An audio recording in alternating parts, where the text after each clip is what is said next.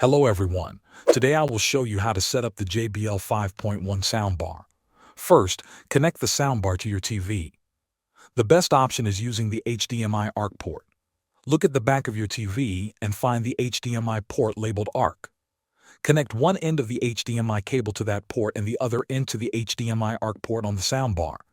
If your TV does not have HDMI ARC, you can use an optical cable instead. Plug one end into the TV optical output and the other end into the soundbar optical input. Now turn on your TV and then turn on the soundbar using the remote. The subwoofer should connect automatically. You will see a solid light on the subwoofer when it is connected. Next, set your TV audio settings. Go into the TV menu, open Sound Settings, and choose External Speakers or Audio System.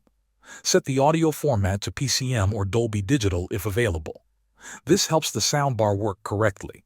If you want to use Bluetooth, press the Bluetooth button on the remote. On your phone or tablet, open Bluetooth settings and select the JBL soundbar from the list. Once connected, you can play music wirelessly.